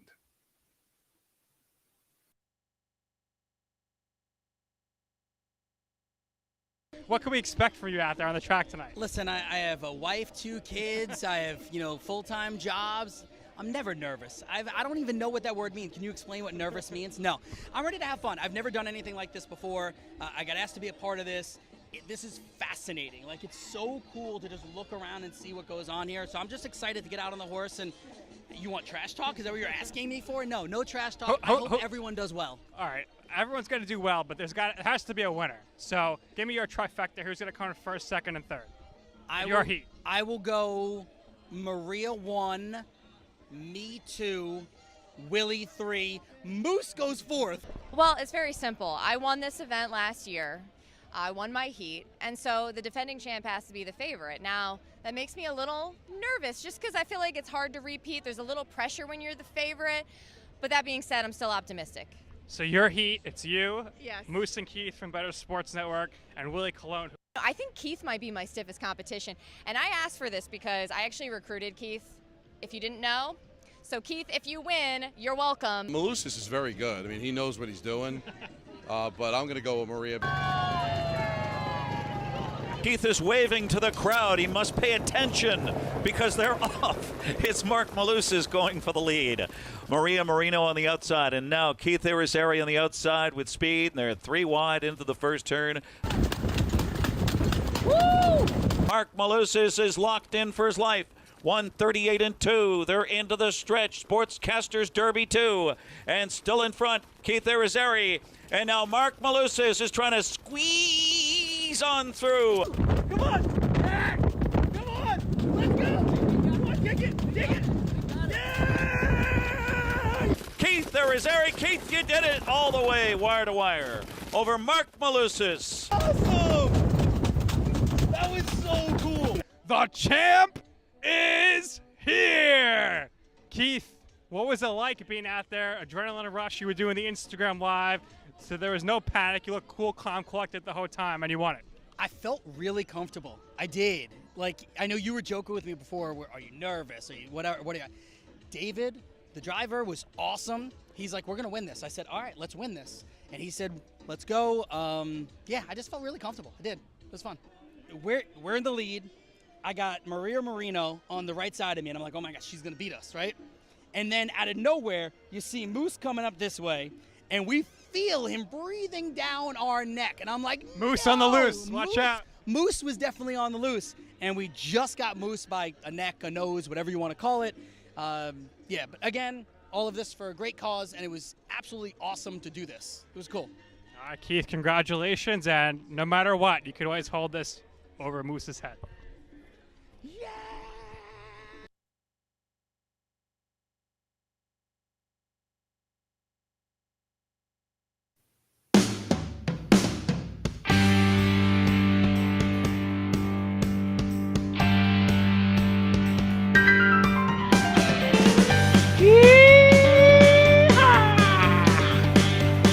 Welcome back to the Dynasty Nerds, Better Sports Network. I'm your host, Garret Price, and I am joined by the great, the wonderful, the intelligent Dennis Bennett. Dennis, how's it going, buddy? I think somebody sent you the wrong press packet. Was it the wrong read? No. Dang it. Dang it. I hate it when that happens. Well, Hey, I'm drinking coffee, Peter. trying to stay Decaf awake. in my motivational cup. You got this. That's what coffee says to me. There you go. It's Well, actually before decaf. we get It's into a heart issue, I drink decaf now. makes sense. Before we get into all the things that we are going to talk about tonight, I want to mention the Fantasy Alarm Fantasy Football Draft Guide. That's right. It is available right now tonight. You can purchase it for $27, or what I would recommend, if you want to get it for free, which I like free things. Free is good. Free is very good. Free, one of the few words I can spell. You could get it absolutely free with a monthly or annual all-pro subscription to Fantasy Alarm. Start your free 7-day trial of Fantasy Alarm All-Pro and get immediate free access to the draft guide. Go to fantasyalarm.com. That is fantasyalarm.com. Dennis, how's your week been, my man? Man, my week has been good. I'm looking forward to tomorrow. Unfortunately, I've got to work on Monday. I mean, I could have taken vacation, but it's payroll week, and I'm just making it easier on myself. Nobody will be there. I saw you and Jared tighten things up. I got a little do done myself, but mine just looks like I'm bald, so nobody notices. Team haircuts, man. Team haircuts. That's what we're doing here. Maybe we can get a volume discount next time. Dennis, did you have as much fun with the all-time draft as I did last week? Because truly, I was mentioning earlier, and you maybe heard it if you, I know I saw you in the comments a little bit. It was truly one of the more enjoyable shows I think I've done. I really like it because there's so many players to choose from. Like, yeah, you can go wrong, but man, there's so many great players. And, my favorite part was when the guy got mad in the chat because we were drafting people he didn't like. And so he decided to leave. I'm like, man, why you got to be like that? Do your own all-time draft if you think, put your own show on. These are guys we like and that we think are going to do great. It's funny, too, because it's like there's like a consensus of all of the, like, yes, there's been lots of study done into the all-time players, and this is really who it should be. Like, no, this is just something we did randomly out of the blue. Like, I don't know about you. I had 10 to 15 minutes of prep before I went into it. Like, I wanted to make sure I knew some guys I liked early on, and then after that, it was flying by the seat of my pants. Yeah, you told me I had pick one, and I'm like, okay, well, I'm going Jerry Rice. Well, maybe LaDainian Tomlinson. Maybe Jerry. No. Well, I'll pick when I get there. It's like when that's how I order at a restaurant. Like, I look at the menu and I'll get like 3 things, and my wife will be like, "So what are you ordering?" And I'm like, "Well, it's going to be one of these 3 things." And then the waitress comes over, takes her order, and then I order something completely different. She's like, "Well, I thought you." I'm like, "Well, that just sounded good when whatever comes out of my mouth." Like, you can't go wrong with Jerry Rice or LaDainian Tomlinson. So yeah, no, you really can't go wrong at all there.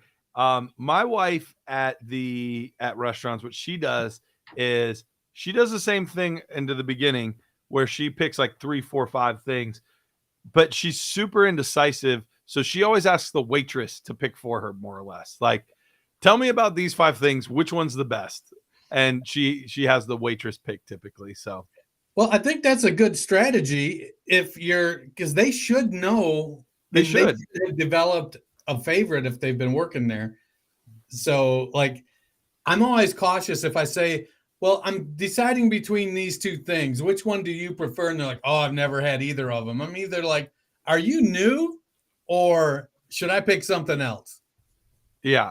No, that is a good point. I do appreciate it when the waiters and waitresses are honest. Because there's some they're like, oh yeah, you can't go wrong, everything's good, and then other ones would be like, do they make this pretty well here? And they'll be like, and you're like, okay, I like this better. Yes, exactly. So I always appreciate like the brutally honest waiters and waitresses at restaurants. All right, Dennis, a couple things that we wanted to talk about tonight. First one is some guys that might be good stashes late in draft, because we focus often on, the first 10 rounds, because obviously the first 10 rounds are crazy important. But often once you get to round 17, 18, 19, you're just kind of closing your eyes and throwing a dart. So with your dart throw, we want to try to make sure that these are as educated of dart throws as we could possibly have. So when you're making your dart throws, Dennis, who are some guys that you are looking at? So some of the writers have been breaking down some deep stashes for Dynasty. And so that was where I started my research. Yeah. Stephen Pintato, Coach Stephen P., who's been on, Dwight Peebles, who's our assistant editor, works in the film room, Dr. Matthew Mitchell, Mr. Reflip with the news on Twitter. So they've been digging into each division and identifying some. And so I looked at their list and said, who do I like? Who would be my guys? Mm-hmm. And at the top of my list is Clayton Tune. Like, he's deep. He's got, Colt McCoy in front of him and an injured Kyler Murray. I think by and large, we don't think Murray's going to be back for 4, 6, 8, 10 games. Sure. There's some stretch. Maybe he is, but it looks like it looks like there may be a battle of, I don't know that Tune is the future, but we do know Colt McCoy is not. Correct. Now, if Arizona's terrible, they may be in the Caleb Williams sweepstakes, but that contract with Kyler Murray is very cumbersome. So it'll take some cap shenanigans to move on from him. It could be a situation where they're in cap hell for 2 years if they move on, and you've then wasted half of Caleb Williams' rookie contract, but it's still Caleb Williams. And with the 5th-year option, you get an extra year. With a franchise tag or two, you can get 7 years out of a rookie if the rookie hits. But by that 4th year, when they're ready to exercise that option, they usually know if this is a guy they want to extend. That being said, Clayton Tune could come in and be Davis Mills, maybe Davis Mills plus.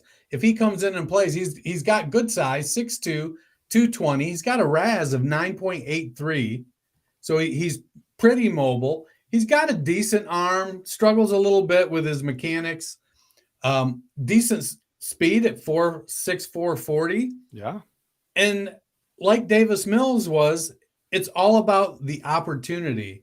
And if you're stashing a guy late, especially if it's a rebuild maybe, this is a great guy to throw at the end. You're going to draft him late in the startup, probably 4th or 5th round in a rookie draft. And if he starts and he plays well for 3 or 4 weeks, this is a guy you can probably move if you're rebuilding. I like what he brings to the table.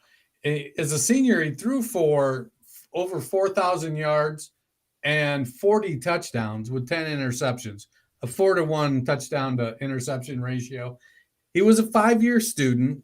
A lot of guys took that extra COVID year, and he threw so leading up to his quote unquote second junior year, he hadn't surpassed 60% completions. In his 4th year and 5th year, he threw for 68 and 67% completions. So he took a big step in his growth.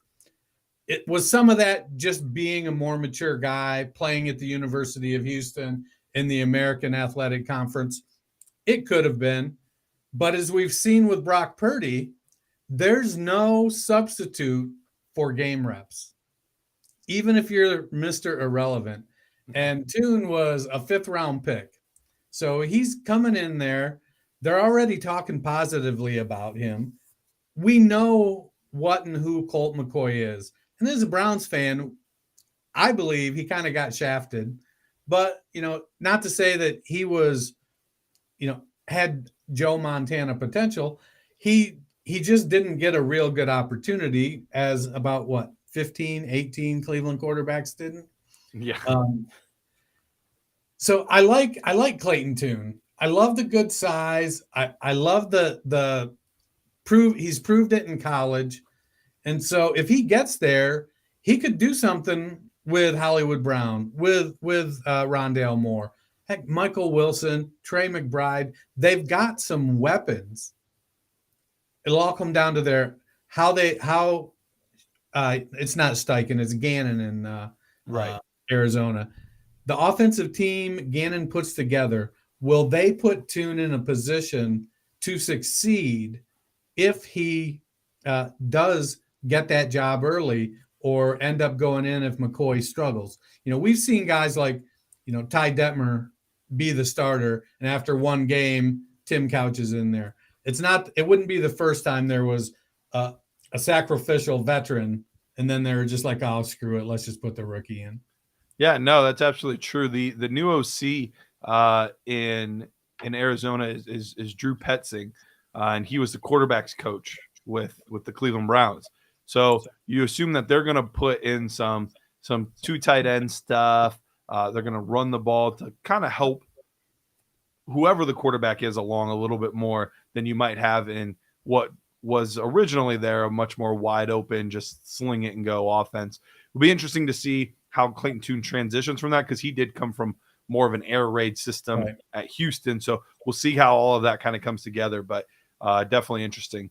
A guy that I am falling in love with, and it's one of those ones where I fell in love with him like too late, because I could have drafted him really cheap last year and I didn't. And then I could have like traded for him really cheap, and I still have had a hard time doing that. So I might have to like overpay for this player, but I'm okay doing it because I think he's more than worth it. That's Cade Otton. Cade Otton right now in Nerds ADP, we're talking like mid to early 200s overall. Right. So you're taking a boatload of tight ends ahead of him. At times you're taking team's second tight end over top of Tampa Bay's more than likely lead tight end. And the reason I say more than likely is, one, yes, things are a little different there, but still the same head coach. So looks pretty good in that sense. Last year, he actually had the 11th highest snap count out of all tight ends. As a rookie, the 11th highest snap count. And he would have had a lot more if he didn't have 30, 33, and 0 in his first 3 games. So when they committed to him being the guy, and he was out there early and often. You add in the fact that he was tied for 7th in red zone targets last year. And Baker, who's more than likely their starting quarterback, was 5th and 6th in the league in targeting the tight end his last 2 starting seasons for the Browns. So you put all of these things together, it really looks like Cade Otton is going to be on the field and fed a ton this year. And he's being taken way below most people's tight end 2 in startups. So I don't understand why he's not getting more hype, especially when we love to hype up young guys and young tight ends. He's getting almost no love anywhere, and I really don't understand it, to be honest. Cade Otton is a perfect tight end for me because I'm on this don't draft high value rookie tight ends. Wait till they show you a little something. And it's perfect with that. He would have been a top 10 tight end in snaps if not for those first 3 games, probably. Yeah. There's no competition. Keeft. Right. All right. Payne Durham. Well, we know Payne Durham is slow. He's a big, slow dude. He's a blocking guy. Yeah. Those wide receivers, we may see a couple of those guys get moved just because they want to do right by him and they know they're not competing at some point. They may move Evans, or they may more likely Evans than Godwin, I think. Sure. Just because of where they are in their career. And then I like it. I love the call of Otton there. Yeah, one of my favorites. Who else you got for me? Anybody else that you are really looking at as a stash that you wanna have at the end of your bench? Yeah, well, so one of the things I did is I kind of look at, how secure are the people in front of them. And so I've got Xavier Holiday on the list, running back out of Wyoming, out of Arizona State via Wyoming. So he was another 5-year guy, and good size, 5'11", 204. He can probably stand to put on 6 or 8 pounds, get up over that 210 mark. He's got a 9.46 RAS, ran a 4.46 40. So at Arizona, his senior season, 1,100, almost 1,200 yards rushing, caught 37 passes. So he literally went to Arizona State after Rachaad White and was almost as good as Rachaad White. Now, he ended up being an undrafted free agent. And I've got a wide receiver on my list that I like, but I think as we look at wide receivers, if they don't have top 3 round draft capital, it's really, really hard. Like a 7th round to free agent running back has a better chance to hit on a top 24 season than a round 4, 5, or 6 wide receiver. I forget who put that work out there. I think it might have been Peter Howard or one of those analytics guys. But it just, looking at what Xavier Holiday brings to the table, he was second he was 4 years at Wyoming, left there, got his degree, was second in rushing in college, the school's history, led the Pac-12 in touchdowns. His only year at Arizona State was 16, had over 1,400 total yards. He was such a high sought-after undrafted free agent that he was given more guaranteed money than every other seventh rounder. So that's so wild to me. It shows so much how that teams are devaluing running backs. Everything is slid so far back. 10 years ago, he'd have probably been a 5th round pick. Yeah, I think you're right. He's more explosive than Devin Singletary or Dameon Pierce. Dameon Pierce was what, 4th rounder, I think? Yep. And well, I like Dameon Pierce. He's a 4th rounder. And much like Isaiah Pacheco, who was what, a 7th rounder, these are guys that are just there to take up space until somebody seizes it. And maybe they are the guy that seizes it. But I'm not counting on it. Pierce may have a decent year this year. He was having a really good year as a rookie, and then he got injured. Right. Devin Singletary, I think, is a highly underrated back, but he's very limited in what he can bring to the table at 5'7" and 203 pounds. He's okay pass catcher, does that well. Singletary isn't going to get a lot of volume. Valladay is a guy that can spell both of those guys, whether right. It's Singletary in the passing game or Pierce in the running game. And with his explosiveness, it gives him an opportunity to take a role and grab a bigger slice of the pie. No, I'm with you. And anytime that you have a team where the starting running back is a non-superstar holdover, I always worry about that running back. And it's a new coaching situation. And even though Pierce performed well, I would not put him in the superstar category for sure. And he's a solid player, but nothing special.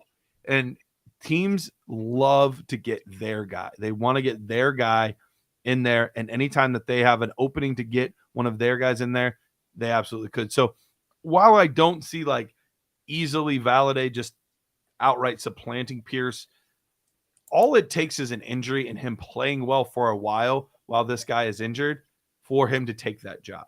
So I do like those kind of guys where if things go a certain way,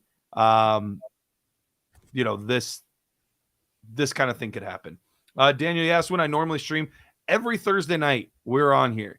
So Thursday night, 9 p.m. to 11 p.m. Eastern time. Dennis is with me every week for the last 45 minutes or so as well.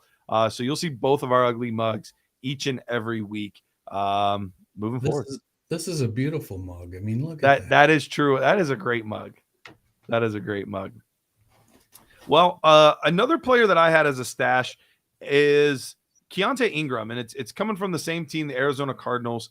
And it's similar to what I just talked about, where anytime there's a non-superstar running back and it's a new team, they want to get their guy. Now, I'm not convinced Keontae Ingram is their guy. He was a holdover as well. But a team that we expect to be terrible, we expect this team to be very, very bad this year. You factor that in with James Conner is an older player that hasn't had the best injury history over the course of his career. And we could see this at any point in the year going to well, dang, this season's over. Let's see what we got in some of these kids. And you could absolutely have Keontae Ingram as the starting running back at week 12, week 11. Like, that is absolutely in the realm of possibility. And now you have yourself a new starting running back for your playoff run when teams usually get depleted. You might have somebody joining on to your squad as a starter. So I mentioned Drew Petzwig as the starting offensive coordinator. So he is going to be looking to run the football. Some. I don't know that he's going to be doing it as much as, what we've seen out of other Stefanski and like schemes, but we do know that he's going to be looking to run the football. And when healthy, James Conner was good last year. So if he's replacing James Conner at any point due to injury or just due to let's see what the kid's got, I mean, in a PPR setting, points per game wise, he was 10th in points per game last year. So he should be able to get a good workload. And if he does, he could be somebody that can contribute for your fantasy team down the stretch. So anybody else we want to touch on, or we want to get to this draft, Dennis? Let's go ahead and get to the draft since you had somebody you wanted to say. I can tell. Well, I like Brenton Strange. I like Brenton Strange, and I don't know how much of a sleeper he is. He was a second-round pick. He's already listed as the second teamer in Jacksonville. But Evan Ingram is so he to me he falls in the same category right now as Cade Otton, where everybody's so focused on how good Evan Ingram was last year and how we expect this team to take a step in year 2 with Trevor Lawrence and Doug Peterson, and they've added Calvin Ridley. Yep. And Evan Ingram looked great last year. But Evan Ingram is on a 1-year contract, and he's pushing 30 years old. Brenton Strange, while being a second-round draft pick, had a 9.09 RAS score. So he's an athletic tight end. 4.54 40, or no, wait, 4.7 40. Almost 6'4", 253 pounds. He had a 1.58 10-yard split, which isn't too bad. A 7.25 3-cone at 250 plus pounds. It's not too bad. So, and you got Doug Peterson, who made the 2 tight end offense just click in Philadelphia. Right.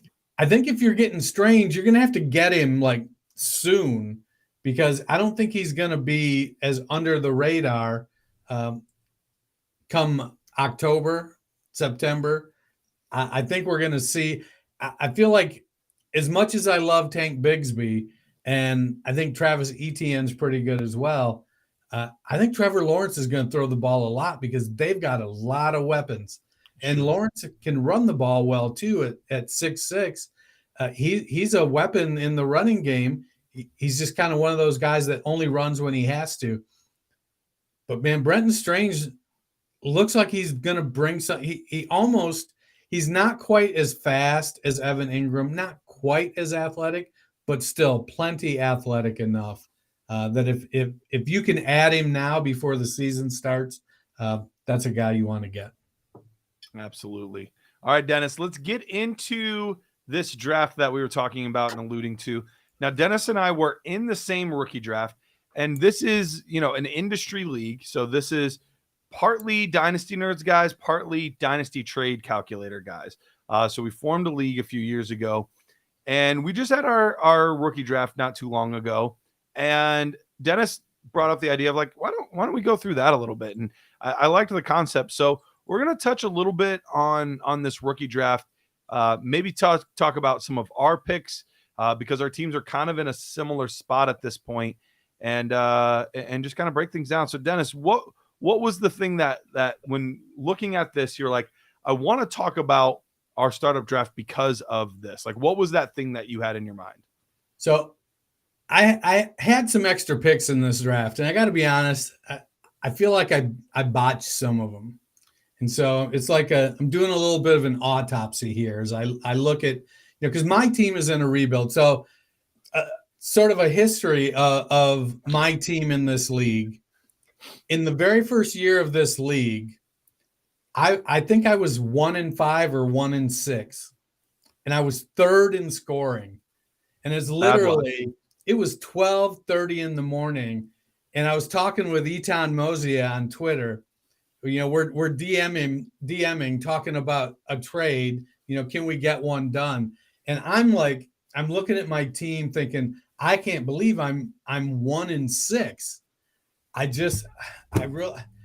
And I'm sitting there, and it's late. Everybody's in bed, and I should be in bed. And I'm thinking, and all of a sudden I looked at my points for, and I'm like, damn, I'm third in points for. And so when you look at that, it's like, what are my choices? Am I going to blow it up already, or am I going all in? And I went all in. I went from talking about trading 2 of my high-profile players to Etan to now making moves and accumulating players and win. Now, I made the playoffs. I made a run, and I made the playoffs. Stompy knocked me out of the playoffs. It's second round of the playoffs. Honestly, my team just kind of crapped the bed. So, but I had made that run, and then the next year I kind of fumbled around what was going on. You know, I felt like I could have been a contender, but it just didn't it just didn't pan out. And so as we started to turn the corner on about the halfway, 3/4 mark of the season, I started going into a rebuild. And, you know, I started to move my players and trying to acquire some picks.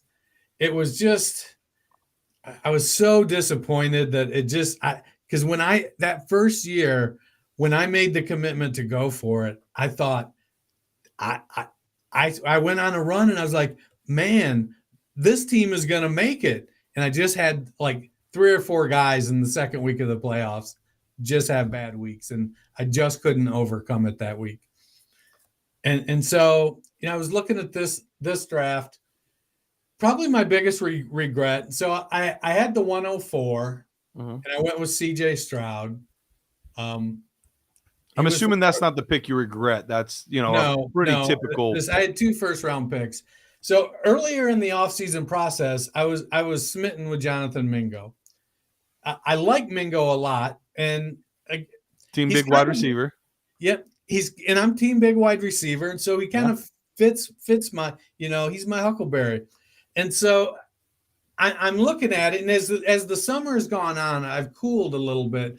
Mingo is like a sci-fi movie, would be my analogy, where when you go in, you have to suspend some reality, or you're just going to sit there in the movie and go, well, that can't, no. So you have to suspend reality. So when you look at Mingo, there's 2 separate profiles. There's the analytics profile, and the numbers are awful. And there's the physical profile, and the numbers are fantastic. Now, some of the analytics, some of the statistics weren't all his fault. You know, the team wasn't great. I'm still, but, you know, there were guys like Charbonnet, Will Levis. You know, maybe I could have taken a shot. I'm rebuilding, so taking another quarterback wouldn't have been the worst move. You know, if I was prone to taking a tight end, Laporta or Mayer were there. But really, my move there should have been to trade back from the 111. Yeah, it's the 111 is a kind of a tough spot this year because you're kind of out of that range of the first round receivers anymore. So let me ask you this. Did Will Levis interest you at all? Because I know from a quarterback, you know, valuing a quarterback in a super flex league, that was probably the range that he could have gone. Yeah. But I know I've seen it varied. I've seen him go as early as 110. I've seen him fall to, you know, 3rd or 4th pick of the 2nd round. So he's varied a lot for people. What were your thoughts on that? So at the time we did this draft, which was a week after the NFL draft, maybe something like that. I was still cold on Levis. So now here we are. We're almost in July, several drafts under my belt. Now I'm looking at Levis when I'm doing drafts from the standpoint of I should probably get a couple shares just in case. You know, he may pan out. I don't think so, but he could. And for what he's going for now, if it's in the early 2nd round, you know, that's certainly palatable.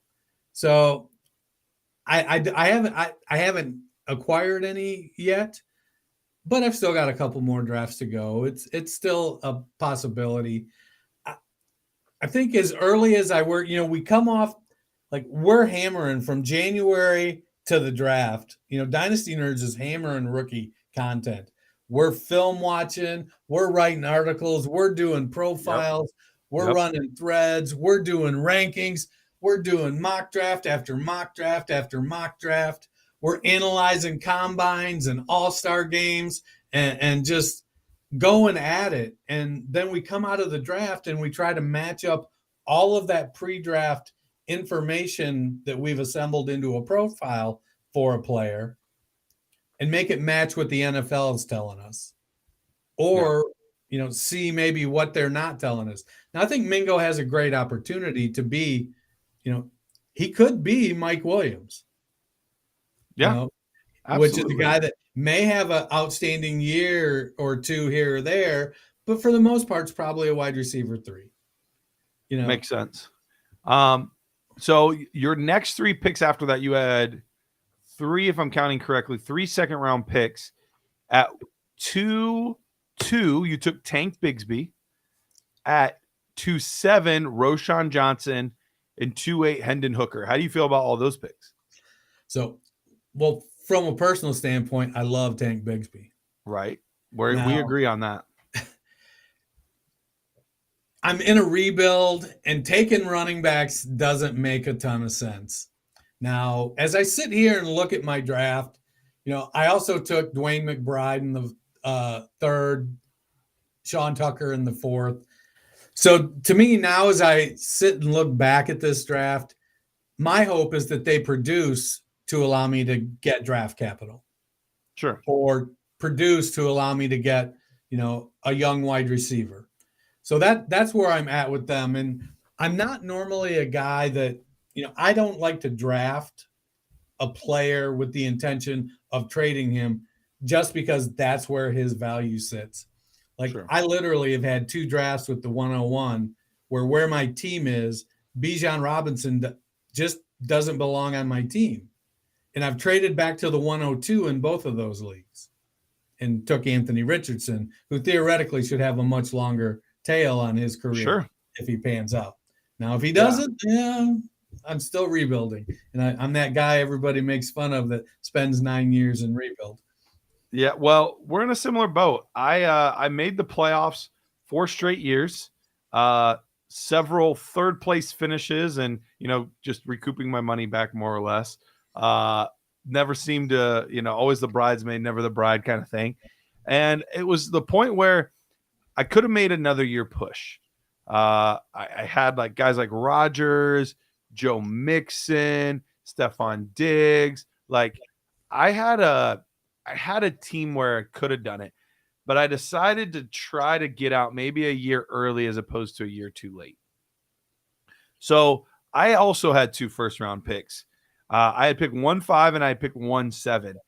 1-5 is an interesting spot because typically, and it fell this way in this draft, you have your choice between Gibbs and Jackson Smith and Jigba.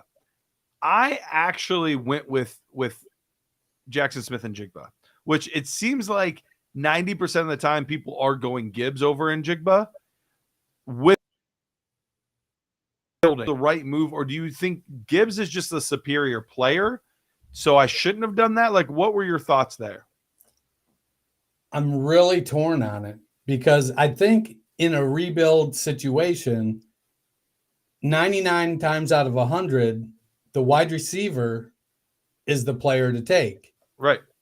But in this case, I think there's a lot of consensus about Gibbs kind of being an Austin Eckler kind of back that maybe not with quite as much rushing upside as Eckler, but really high volume passing game and a decent amount of touches on the ground because of how explosive he is.